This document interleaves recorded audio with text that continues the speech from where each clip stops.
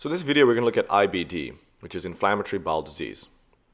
A chronic inflammatory bowel disease which pursue a protracted, relapsing, and remitting course. There are two types of IBDs, and let us look at them now.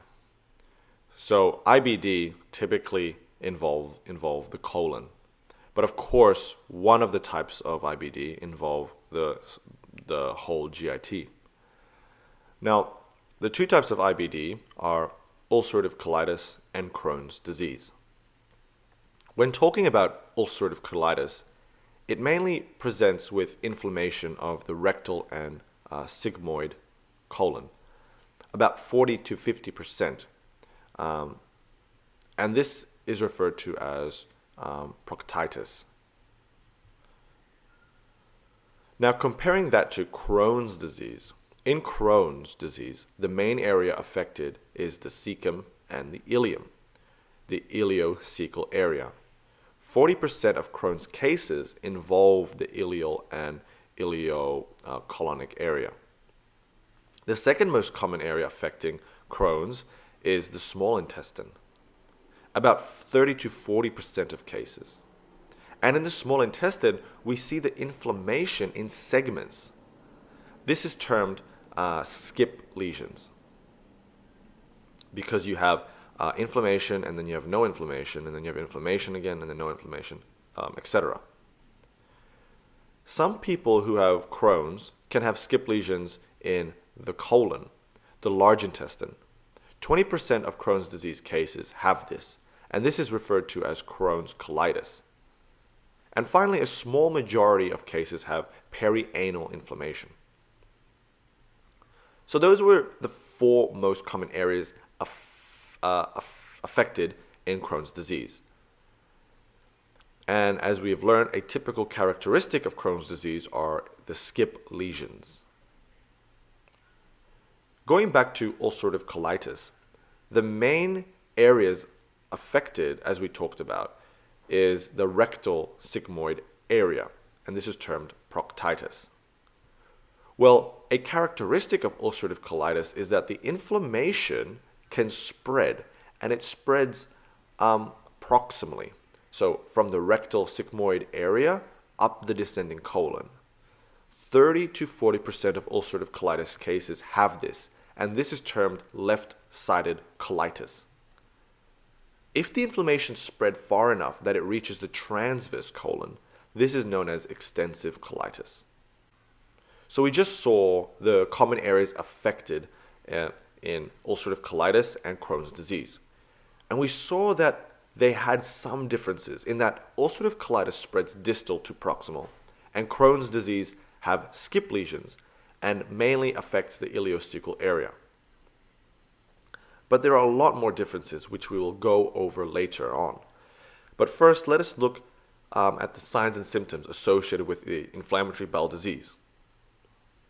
So signs and symptoms of inflammatory bowel disease can include, but not always, diarrhea, rectal bleeding, abdominal pain, tenesmus, fever, weight loss, vomiting, cramps, and muscle spasms. Let us look more at the differences now and similarities between the two types of inflammatory bowel disease. So we will look at the differences in gender, incidence, smoking association, the onset, location, pathology, histological differences, as well as complications. So in ulcerative colitis, both genders are affected in the same ratio, whereas in Crohn's, they affect more female than male.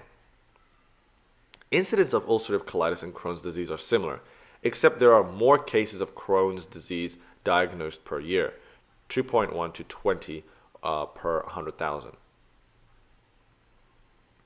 Smoking is very interesting for inflammatory bowel disease because for ulcerative colitis, smoking is actually a protective factor, whereas if you smoke in Crohn's, this actually aggravates the condition. The onset of ulcerative colitis and Crohn's are roughly the same. The location which we talked about earlier for ulcerative colitis is mainly the distal colon, the rectum and sigmoid area, remember? And for Crohn's, it's the distal ileum and cecum, but it can also affect other areas along the GIT. Now let's talk about the pathology, the differences. So for ulcerative colitis, it is a continuous inflammatory lesion that basically progresses from the distal colon to the proximal colon. Now, whereas in Crohn's, it is typically discontinuous, patchy, gut inflammation with skip lesions. Histologically, ulcerative colitis is a superficial inflammation, whereas Crohn's disease is a transmural inflammation, which means that it actually goes through all the layers of the colon. Complications of ulcerative colitis include severe bleeding, toxic megacolon, rupture of bowel, as well as colon cancer. For Crohn's disease, complications is more severe because histologically it affects all the layers of the GIT, transmural inflammation. So therefore, complications include stenosis, abscess formation, fistula, colon cancer, as well as perforation. Okay, now let's put all this into drawing. Let us first zoom into the ulcerative colitis affected colon here. So here is the inflammation of the large intestine, the superficial inflammation, remember. Ulcerative colitis, it changes as in relapsing and remitting. When the disease is active, it causes ulceration and inflammation. When inactive, the cells are basically dying. You get atrophy of cells following the inflammatory reaction. In ulcerative colitis, you can get complications such as severe bleeding, toxic megacolon, rupture of the bowel, and colon cancer. Now, if we were to take a section of the large intestine, we have the histological layers, of course, the muscularis, the submucosa, the mucosa, and you can also have these things called pseudopolyps, which is a characteristic feature of ulcerative colitis. Pseudopolyps arise because the cells of the colon are trying to regenerate, but they regenerate weirdly, causing these polyps as a result. Now let us compare ulcerative colitis to Crohn's disease. In Crohn's disease, it can affect the large intestine or the small intestine. Let us zoom into the small intestine. So here within the small intestine, you see transmural inflammation with skip lesions.